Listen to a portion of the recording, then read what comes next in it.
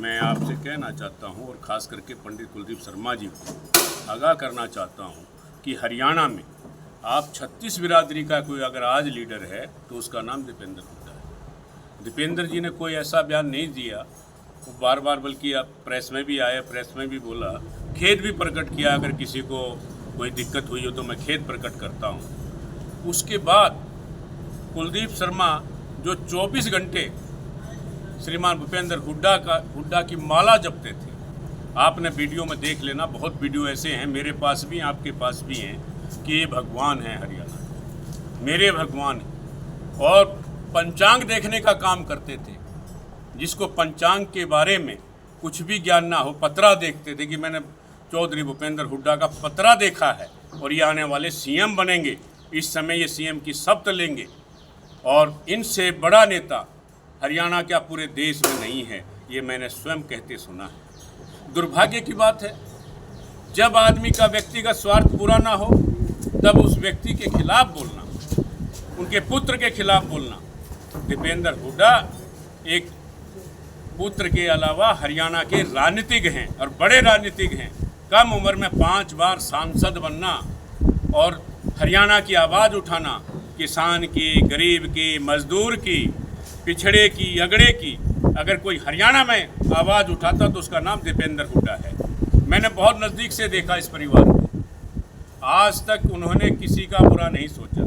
रही बात हमारे सिख भाइयों की, सिखों का इतना सम्मान करता ये परिवार, मैंने नज़दीक से देखा। इनके परदादा से लेकर ही दोनों को, पिता पुत्र जिसको ये कहते हैं लोग, माननीय भूपेंद्र हुड्डा और दीपेंद्र हुड्डा जी को सरदारों के बीच में रह करके उनका सम्मान करना, चाचा, ताऊ, अंकल कह के पुकारता, ऐसा व्यक्ति जो कभी ऐसा सोच सकता है। लेकिन दुर्भाग्य की बात है, अब आओ कुलदीप शर्मा जी पर।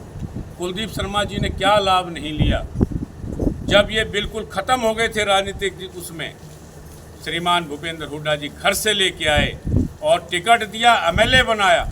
एक बार के एमएलए को स्पीकर बनाने का काम अगर किसी ने किया तो उनका नाम चौधरी भूपेंद्र हुड्डा है।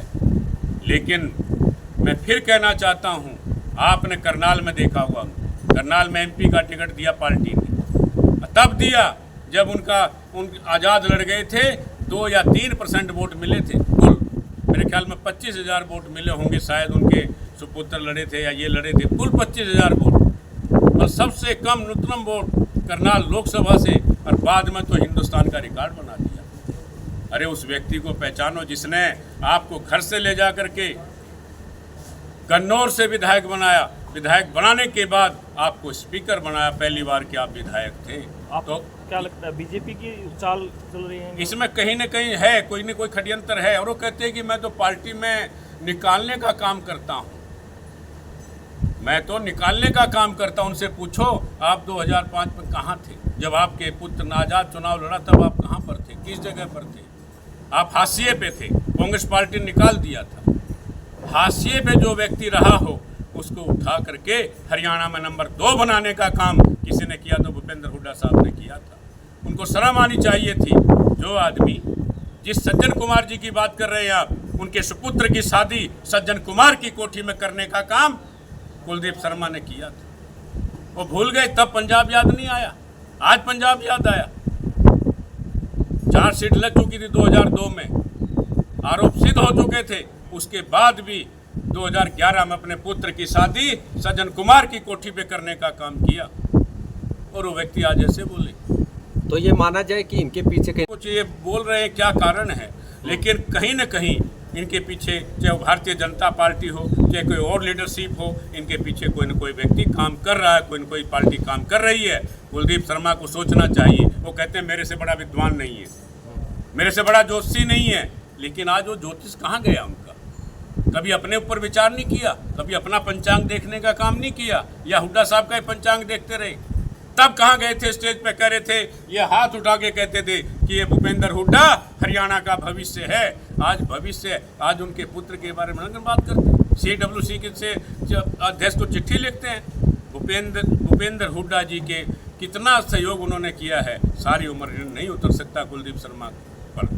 लेकिन दुर्भाग्य की बात है, जो MP कम उम्र में आपने देख लिया हुआ दीपेंद्र जी का व्यवहार, आप सब जानते हैं।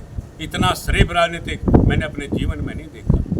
गरीब अमीर मैंने पहले भी दोहराया, और आज भी अगर हरियाणा की कोई आवाज़ है तो उसका नाम दीपेंद्र हुड्डा है।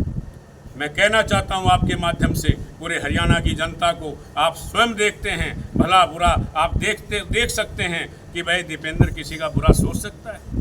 उस आदमी पे आरोप लगाना अपने आप में उससे घृणित काम नहीं हो सकता, जो दीपेंद्र हुड्डा जैसे व्यक्ति पर, दीपेंद्र जैसे नौजवान पर जो आरोप लगा रहे हैं, उनकी मैं कड़ी निंदा करता हूं। तो आपको लगता है कुलदीप शर्मा ने जो वक्तव्य दिए है, अपनों को घेरने का जो काम किया है, इनको पार्टी से निकाल देना चाहिए ताकि भविष्य में किसी और को ऐसा पार्टी को सोचना चाहिए। चाहिए। आज ये पार्टी का साथ काम करते हैं। मैं अपने ऊपर नहीं जाना चाहता। गन्नौर में मैंने लोकसभा सोनीपत से जब चुनाव लड़ा, गन्नौर में इनके नेतृत्व में इन काम हो रहा था।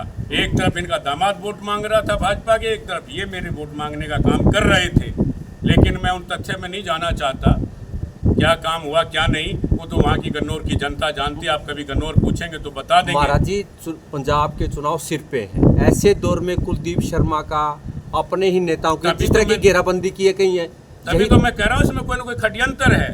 भाजपा है पीछे, किसी भारतीय जनता पार्टी हो या कोई और हो, बहुत बड़ा षड्यंत्र ये तो हुआ है। ये तो खाली ठीक है कि भाई आप बोलिए, लेकिन कुलदीप शर्मा को सोचना चाहिए कि आपने क्या बोल रहे हो, क्या नहीं बोल रहे हो। CWC से दीपेंद्र हुड्डा को मीन्स मायने ये निकल रहे हैं कि दीपेंद्र हुड्डा पे प्रहार नहीं, ये पूरी कांग्रेस पे है जो कुलदीप शर्मा ने कहा है। कांग्रेस पे प्रहार है। कांग्रेस का लीडर है दीपेंद्र हुड्डा, युवा शक्ति के प्रेरणा स्रोत हैं वो आदमी, जो आप 50 साल की उम्र में से कम 5 बार का MP हो। हरियाणा में आप देखो ना, सारों को देख लीजिए, 4 बार लोकसभा का नेतृत्व कर रहे, 1 बार राज्यसभा में रहे, और खेल की, खिलाड़ी की आवाज़, किसान की आवाज़, गरीब की आवाज़, मैं कह सकता हूँ 36 बिरादरी का कोई सम्मान करता है, सभी धर्मों का सम्मान करता हो, चाहे सिख समुदाय हो, चाहे मुस्लिम से संबंध हमारे भाई हो, चाहे ईसाई हो। एक नेतृत्व में केवल दीपेंद्र हुड्डा ऐसा आदमी है जो कहता, हमें भी हमेशा समय पर कहता है कि ब्रह्मचारी जी हमारी ऐसी पार्टी है कि हम सबका सम्मान करें। अरे आज 100 साल पुराना इतिहास है कांग्रेस का। चौधरी माथुराम से लेकर दीपेंद्र हुड्डा तक आप कितने काम किए हैं। और पहले आज से 100 साल पहले भी सिखों की, इनके दादाजी ने जा कर के केस लड़ा था पंजाब में, और ये कहा था, तो एक कहावत नहीं है, पगड़ी जट्टा, ये उनके पिताजी के वो बोल थे, दादा के बोल थे, परदादा के बोल थे, और हमेशा सिख समाज का इन्होंने बहुत सम्मान किया है। मैं साक्षी हूँ इस बात का। अगर उत्तराखंड में भी इनकी संपत्ति, उनका घर है, वहाँ भी चारों तरफ इनके सरदारों के घर हैं।